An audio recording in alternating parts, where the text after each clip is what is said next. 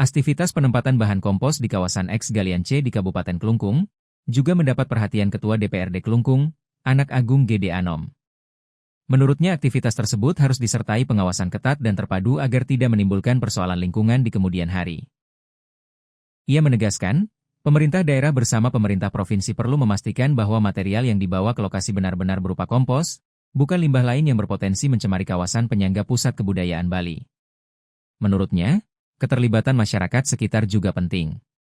Warga diminta tidak hanya menjadi penonton, tetapi ikut mengawasi proses distribusi material agar informasi yang berkembang tidak simpang siur. Partisipasi masyarakat penting supaya tidak ada kesalahpahaman. Jika memang itu kompos, maka harus bisa dibuktikan secara terbuka, ujarnya, Kamis, 16 April 2026. Ia juga mengingatkan isu sampah di Bali saat ini sangat sensitif.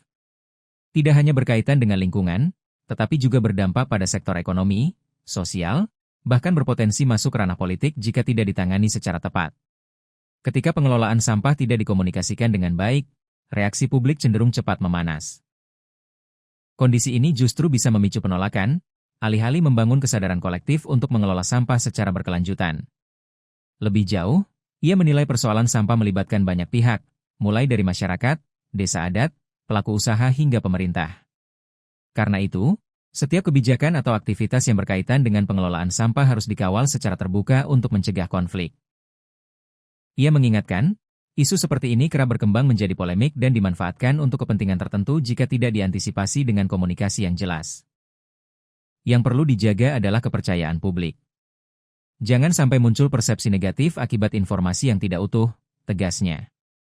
Untuk itu, ia mendorong adanya koordinasi intensif antara pemerintah kabupaten dan provinsi, disertai pengawasan berkelanjutan agar pengolahan kompos di lokasi tersebut benar-benar memberikan manfaat bagi lingkungan dan masyarakat.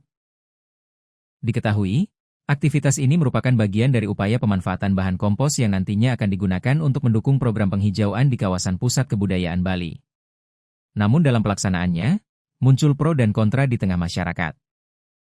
Download Tribun X sekarang, menghadirkan lokal menjadi Indonesia.